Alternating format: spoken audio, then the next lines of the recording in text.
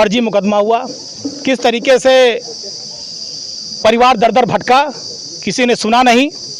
उसके बाद उन्होंने प्रशासन के उत्पीड़न से आत्महत्या कर ली और उसके बाद किस तरह से लाठीचार्ज हुआ, गांव की महिलाएं, पुरुष, बच्चे सब मारे गए।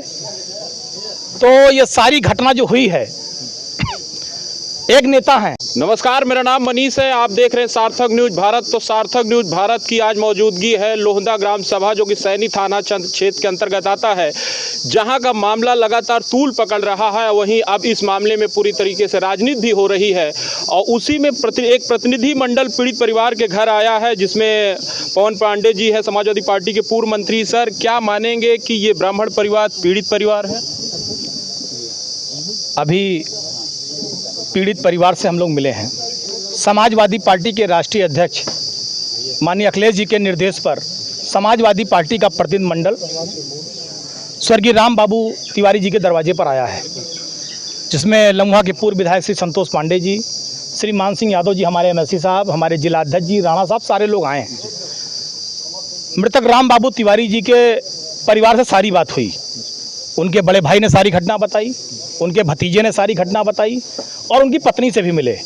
किस तरह से फर्जी मुकदमा हुआ, किस तरीके से परिवार दर दर भटका, किसी ने सुना नहीं। उसके बाद उन्होंने प्रशासन के उत्पीड़न से आत्महत्या कर ली और उसके बाद किस तरह से लाठीचार्ज हुआ, गांव की महिलाएं, पुरुष, बच्चे सब मारे गए।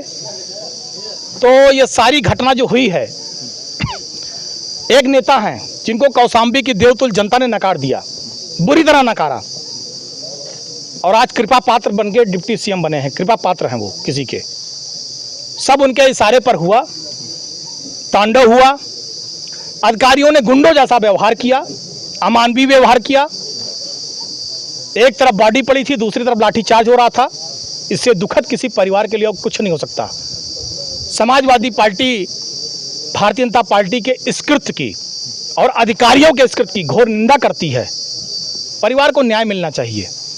देखिए, कोई भी घटना हो, अगर वहाँ के जिम्मेदार लोग, जो वहाँ के विधायक हैं या जो वहाँ के नेता हैं, जो सरकार में बैठे हुए लोग, अधिकारी हैं, अगर दोनों पक्षों को बुलाकर बैठाकर समन्वय बनाए, बातचीत करते, तो ये मामला हल हो सकता था।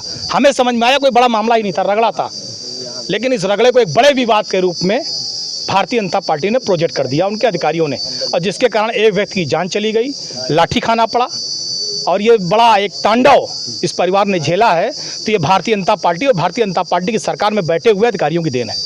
तो प्रशासनिक जो लापरवाही रही है, जिस तरह से लाठी चार्ज किया है, क्या लगता है कि इसे नहीं करना चाहिए था पुलिस को?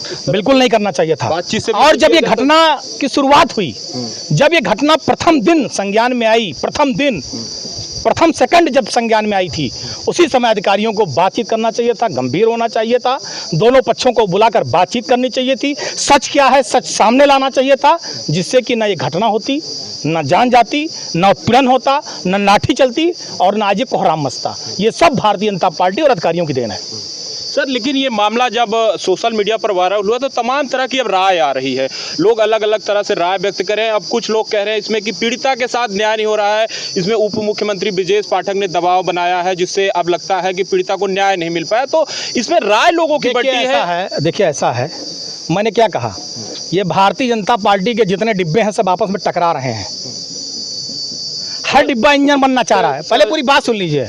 हर डिब्बा इंजन बनना चाह रहा है और पोटास किसी के पास कुछ नहीं है। ये जितने डिप्टी सीएम है ऊपर जाना चाहते हैं, इंजन बनना चाहते हैं, आपस में लड़ रहे हैं, टकरा रहे हैं। इनके नीचे वाले अधिकारी भी टकरा रहे हैं एक दूसरे के वर्चस्व के लिए। ये उसी टकराहट का केवल नतीजा है, ये केवल उसी टकराहट का नतीजा है। अगर बिटिया के साथ कोई घटना हुई होगी या हुई है, जैसा आप कह रहे हैं, नहीं, ऐसा आरोप लग रहा है मीडिया पे, तमाम उसकी जांच होगी। जिस तरह की बातें आ रही हैं उसकी फिर जांच होनी चाहिए। क्या निष्पक्षता जांच नहीं हुई? मैं क्या कर रहा हूँ, उसकी निष्पक्ष जांच होनी चाहिए, मेडिकल रिपोर्ट आनी चाहिए, सारी चीजें हैं। अगर ऐसी घटना हुई होगी तो रिपोर्ट कोई दबा नहीं लेगा। लेकिन अगर ऐसी घटना नहीं हुई है, केवल किसी के कहने पर कहा जा रहा है, कोई ऐसी बात है दबाव में कहा जा रहा है, अखबारों में क्या छपा दूसरे दिन, मैं किसी के बारे में कोई यहाँ टिप्पणी करने नहीं आया हूँ।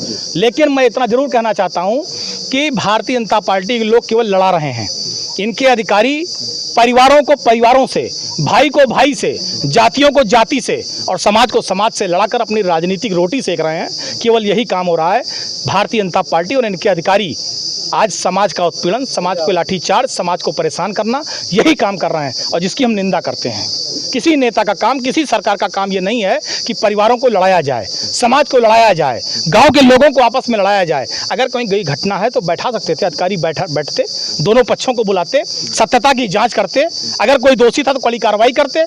लेकिन केवल किसी छोटे से रगड़े के नाते उसको बड़ा रूप देना, गलत तरीके से प्रस्तुत करना, ये भारतीय जनता पार्टी के अधिकारियों द्वारा, उनके यहाँ के जो जिनको जनता ने नकार दिया बुरी तरह, जिनकी हरा दिया था, ये उनके दिमाग की गंदी सोच का नतीजा और कुछ नहीं है। सर, आज के दिन में ही 2 प्रतिनिधि मंडल समाजवादी पार्टी का आया है। एक पीड़िता के घर गया है, एक इस परिवार के साथ आया है। वहां गए जो प्रतिनिधि मंडल था, दोनों के विचारों में अंतर नजर आ रहा है। वहां जो गया वो कह रहे हैं कि ये पीड़ित हैं और यहाँ आप आए हैं तो आप कह रहे हैं ये पीड़ित हैं। अब दोनों तरफ टकराहट नजर आ रही है। अब देखिए, उन्होंने उनकी बात सुन ली, हमने इनकी बात सुन ली, अब बैठ कर निष्कर्ष निकालेंगे।